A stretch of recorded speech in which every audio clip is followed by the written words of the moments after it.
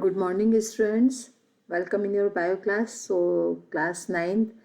This is today's we will start chapter 14, nature resources, and it was last chapter of bio because chapter 15th, which is improvement of food resources, it is eliminated from your course. So that will be last chapter. So in this chapter we will discuss what is the resources of the earth, then you will discuss air, what is the importance of air, the breath of life, air को क्या कहते हैं, breath of life, फिर role of atmosphere in climatic control, air किस तरीके से climatic control करता है, then movements of the air. After that you will read rain, what is the reason behind it to formation of rain, then you will discuss air pollution, then water why it is called wonderful or wonder liquids, some activities which is based on properties of water, then you will read water pollution and mineral riches in soil, in mineral riches in soil, कि soil क्यों important resource है, soil में ऐसी क्या चीज़ होती है कि वो एक इम्पोर्टेंट रिसोर्स है, तो उसको आपको पढ़ना है. And these all are include in natural resources. Then biogeochemical cycle, biogeochemical cycle actually में क्या है, it is so many type of minerals like nitrogen, so many type of air, mineral, nitrogen, carbon, oxygen, how it is move in atmosphere in a cyclic form. So these all include in biogeochemical cycle. You will read biogeochemical cycle, then greenhouse effects, air pollution, ozone layer depletions, and this way you will complete nature resources. So nature resources you have already discussed in SST also, it is part of SST. Some parts you have read in physics like how to rain form, how to water cycle going on. These are the some parts of physics. So in this way, this chapter it is basically combinations of all subjects, natural resources. So basically natural resources we will discuss about our earth. Earth is a only planet, earth is only known planet which which having existence of life. क्यों एक अर्थ ही एक ऐसा planet क्यों है कि उसमें life exist करती है, it is due to availability of resources like lands, water and air, क्योंकि इसमें ऐसे रिसोर्सेज हैं like land, water and air. तो अर्थ इम्पोर्टेंट रिसोर्स क्यों, क्योंकि अर्थ में बहुत इम्पोर्टेंट रिसोर्सेज है लाइक लैंड है, ठीक है ना, लैंड जिस पर हम रहते हैं. तो अर्थ इम्पोर्टेंट और लिविंग प्लैनेट क्यों है, क्योंकि अर्थ में कुछ रिसोर्सेज हैं like land, first is land, second one is water जो अर्थ में ही प्रेजेंट है, third one is air. So there are 3 important resources which is present on the earth. That's a reason earth is a living planet. फिर second, the layer of earth consists of, अर्थ में कितनी layers हैं, the earth consists of lithosphere, layer of earth में earth consists of lithosphere, hydrosphere, atmosphere and biosphere.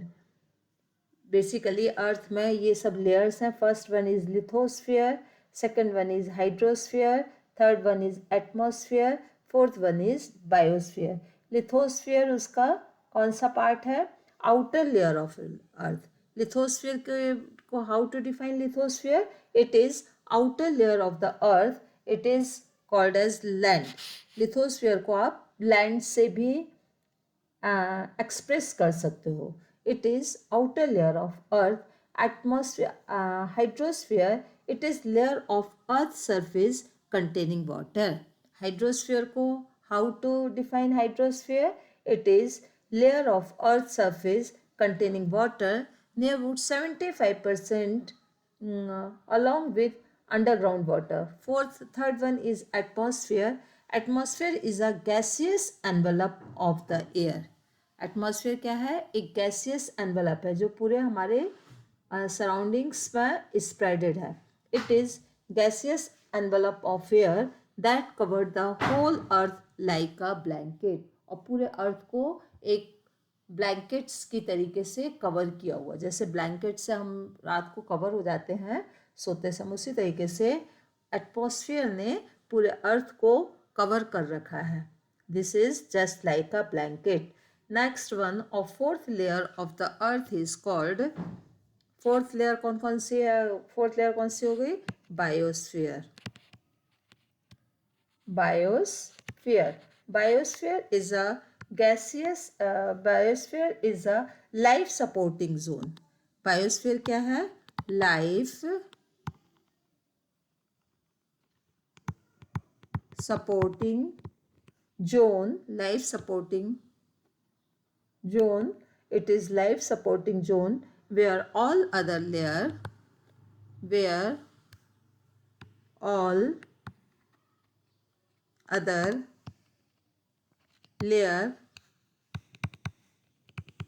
interact to make life. समझ में आया बेटा कि बायोस्फीयर, बायो मतलब लिविंग, स्फीयर मतलब फील्ड, वो फील्ड जिसमें लिविंग ऑर्गेनिजम्स सस्टेन कर रहे हो. तो ये कैसे हो सकता है? ये biosphere mostly life supporting zone है क्योंकि लाइफ वहाँ एग्जिस्ट कर रही, तो लाइफ सपोर्टिंग जोन होगा. वेयर ऑल अदर लेयर, जो कि जहाँ पर सभी लेयर्स एक दूसरे से इस तरीके से इंटरेक्ट करती हैं और लाइफ सपोर्टिंग सिस्टम फॉर्म करती हैं. ठीक है, interact to make life. It is called as biosphere. So there are 4 layers. Clear. Next जो मेन पॉइंट्स है वो biotic and abiotic factor. Second आता है biotic and abiotic factor. Abiotic factor और components. Bio and abiotic. Bio मतलब living factor और abiotic मतलब non living factor. Clear. So living things like plants and animal constitute are biotic components. Biotic components में क्या आएंगे? Plants, animal and microorganisms. Microorganisms आपको दिखाई तो नहीं दे रहे हैं बट एक लिविंग सपोर्टिंग सिस्टम फॉर्म करने पर हेल्प करते हैं. ठीक है. सो these are the biotic components is constitute biotic components where the non-living things. abiotic components में क्या आएगा? non-living things में it may be air, water and soil. means air, water और soil जो abiotic components हैं but it make a supporting system for living one. ये सब मिलकर एक living ऑर्गेनिजम्स के लिए सपोर्टिंग सिस्टम फॉर्म करते हैं. ठीक है. These are the abiotic components. Soil हो गया, क्लाइमेट हो गया. ठीक है. These all abiotic components of the biosphere. ये क्या है? Abiotic components name of the biosphere.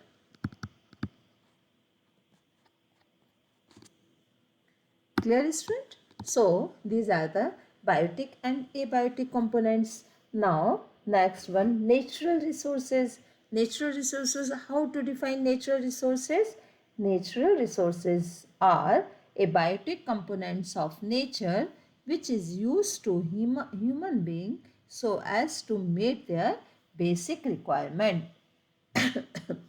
Natural resources वो कंपोनेंट्स हैं किसके? वो एबायोटिक कंपोनेंट्स हैं जो नेचर में रिक्वायर्ड होते हैं और ह्यूमन बीइंग की बेसिक रिक्वायरमेंट्स को कंप्लीट करते हैं, like air, water and land.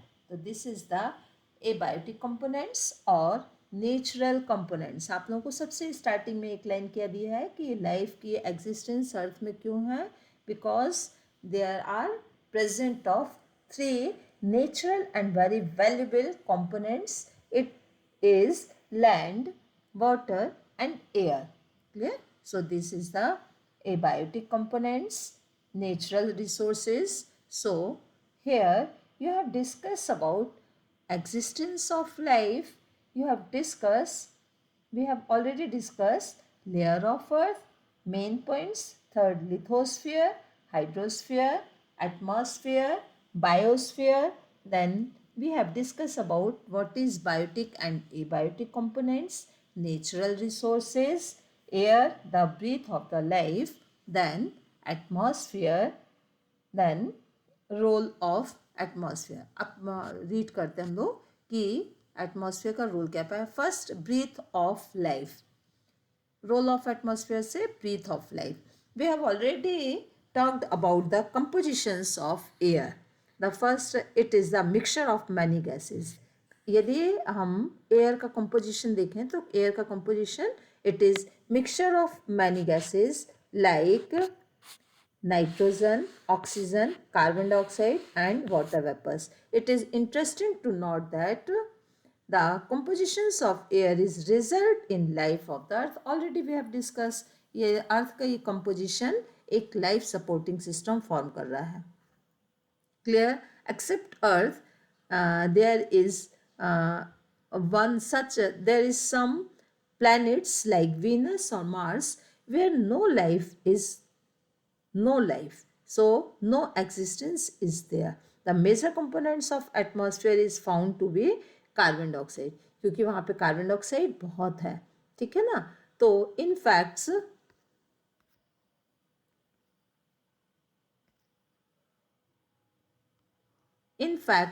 carbon dioxide constitute 95 to 97% of atmosphere on Venus and Mars. Venus और Mars में लाइफ क्यों नहीं है, क्योंकि वहाँ पे कार्बन डाइऑक्साइड कितना है, 95 to 97%. Eukaryote cell and many other prokaryotic cell. अब आप लोगों ने जब सेल स्टडी किया था तो we have already discuss about it. Prokaryotic cell and eukaryotic cell. Prokaryotic cell कौन सी होती हैं? There are where nucleus is not clearly present, जहाँ न्यूक्लियस नहीं होता है. यूकैरियोट्स सेल कौन सी होती हैं? ऑल सेलुलर ऑर्गेनेल्स रिप्रेजेंट और प्रेजेंट वेरी क्लियरली. ठीक है. It's needs oxygen to break down of glucose molecules. इन सब लिविंग सेल को क्या किसकी रिक्वायरमेंट होती है? इनको ऑक्सीजन की रिक्वायरमेंट होती है. किसके लिए? Break down of glucose molecules. ठीक है. This is called as glycolysis. और उससे क्या मिलती है? एनर्जी मिलती है. Every living organisms needs energy. Energy उसको क्यों मिल रही है? क्योंकि वो ऑक्सीजन का यूज़ करके ग्लूकोज मॉलिक्यूल्स को ब्रेक डाउन कर रहा है और एनर्जी करेंसीज फॉर्म करता है, ATP. This result in the production of carbon dioxide. Another process which result in consumptions of oxygens and concomitant products of carbon dioxide is combustions. इस तरीके से एक ऑक्सीजन का कंज्यूम हो रहा है और कार्बन डाइऑक्साइड यूज़ हो रहे हैं. यही प्रोसेस कंब्यूजन्स में भी होती है. ठीक है. जब कोई चीज़ बर्न होती है तो उसमें कार्बन डाइऑक्साइड निकलती है. These include not just human activities which burn fuel to get energy but also forest fire. और ये ऐसा उसमें नहीं होता. यदि फॉरेस्ट फायर भी हो रहा तो वहाँ भी कार्बन डाइऑक्साइड रिलीज होगी. डिस्पाइट ऑफ दिस तब इतना कार्बन डाइऑक्साइड इतने प्रोसेस से रिलीज होने के बाद भी क्या होता है कि हमारे एटमॉस्फेयर में जो कार्बन डाइऑक्साइड जो है वो बहुत कम है. Major fractions of percentage, because carbon dioxide is a fixed in two ways. उसका फ्रिक्शंस अब बढ़ता ही नहीं है, उतने का ही उतना है. क्यों फिक्स्ड क्यों है? Why carbon dioxide is fixed in our atmosphere? Because green plants convert carbon dioxide into glucose. क्योंकि ग्रीन प्लांट्स हैं जो कंटिन्यूसली कार्बन डाइऑक्साइड को कंज्यूम कर रहे हैं. Second, many marine animals uses carbonates dissolve in sea water. ठीक है, बहुत सारे ऐसे मैराइन ऑर्गेनिजम्स हैं जिनको continuous carbon dioxide calcium carbonate की रिक्वायरमेंट होती है. ठीक है, और वो कैल्शियम कार्बोनेट कहाँ से ले रहे हैं, कार्बोनेट्स कहाँ से ले रहे हैं, सी वाटर में. इस तरीके से कार्बन डाइऑक्साइड कंज्यूम हो रही है. दैट्स अ रीज़न कि कार्बन डाइऑक्साइड हमारे एटमॉस्फेयर में इतने प्रोसेस होने के बाद भी कांस्टेंट है. बर्निंग प्रोसेस हो रही है continuous, each and every cell doing glycolysis. ठीक है, एंड फॉर्म एनर्जी. मतलब बहुत सारी प्रोसेस है जिसमें कार्बन डाइऑक्साइड रिलीज हो रही है. आफ्टर दैट एटमॉस्फेयर में कार्बन डाइऑक्साइड कांस्टेंट है. It is due to presence of green plants, and secondly so many marine organisms that take dissolve carbonates in the from seawater to make their shell. ठीक है, so this is the role of or breath of life air. Now role of atmosphere in climate control. Atmosphere हमारे climate को किस तरीके से control करता है. ठीक है बेटा, तो first one is air is a bad conductor of heat. Air क्या है, बेड कंडक्टर है. Air is bad conductor of heat. Keep the average temperature of the earth constant during the day and even during the course of the whole year. Carbon dioxide bad conductor है. That's a reason कि हमारे atmosphere के temperature को हमेशा control करता है. This is the role of atmosphere. Secondly, it prevents sudden increase of temperature during the daytime, and during the night it show down the escape of heat from into outer surface.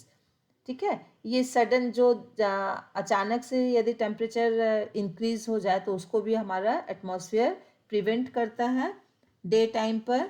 ठीक है, और night time पर बहुत जल्दी temperature हमारी अर्थ जो है ठंडी हो जाए नाइट में, उसको भी ये प्रिवेंट करता है. ठीक है, so this is the role of atmosphere in climatic control. इस तरीके से एटमॉस्फेयर हमारे क्लाइमेट्स को कंट्रोल करता है और एवरेज टेम्परेचर मेंटेन करता है. ठीक है, the atmosphere keep the average temperature of the earth fairly steady during the daytime or even the during the course of whole year. पूरे समय, या दिन का समय हो या रात का समय हो. ठीक है, इसके अलावा during the night it's slow down escape of the heat into the outer surface. रात के समय पर ये थोड़ा सा टेम्परेचर डाउन होता है. क्यों, क्योंकि कुछ हीट जो है कहाँ चली जाती है, it's escape. Things of moon which is about the same distance from sun and the earth. Despite this, एक मून का केस लिया हुआ है कि जो है सन से और अर्थ से सेम डिस्टेंस पर. ठीक है ना, they are think of the moon which is about the same distance from sun and from the earth. same distance है अर्थ से और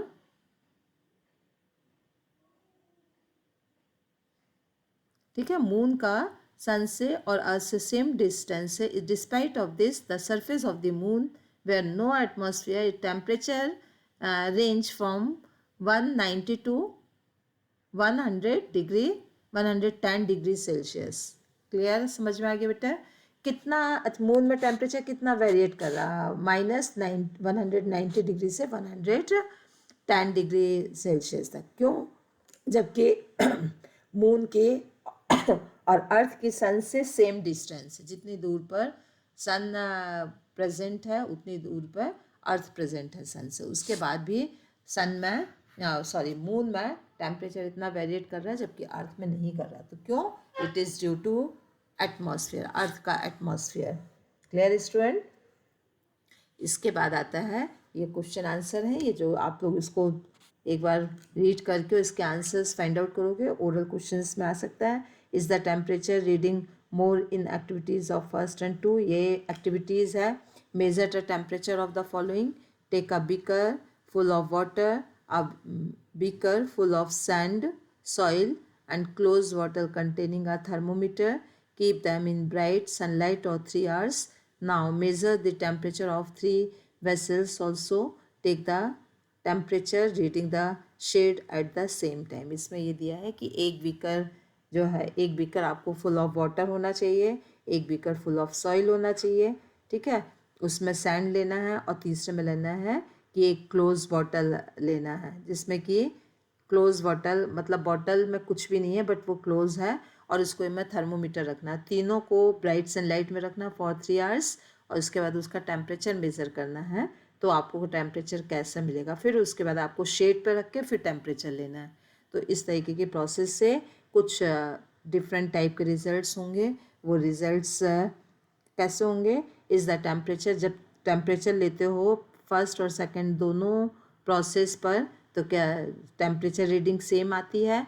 based on our findings which would become hot faster, सबसे पहले कौन सा फास्टर हो रहा है, पानी वाला कि सैंड वाला कि क्लोज वो बॉटल वाला, ठीक है। सेकंड तो ये आपको देखना है कि सबसे पहले कौन सा फास्टर गर्म होगा। इसी तरीके से लैंड और सी का भी उसी तरीके से आपका क्या होगा, कंक्लूजन्स आएंगे। Is the thermometer reading of the temperature of air, यदि टेम्परेचर एयर में टेम्परेचर ले रहे हैं इन शेड में, ठीक है, और फिर सैंड में लिया फिर वाटर में लिया, तो टेम्परेचर तीनों के डिफरेंट आ रहे हैं। Is the temperature is air is close glass vessels bottle at the same as temperature taken in open air, ऐसे ही एयर का भी देखना है, और इन तीनों को प्रैक्टिकल करने के बाद आपको बताना है कि किस तरीके से टेम्परेचर मैनेज हो रहा है, ठीक है। और इन तीनों को जब आप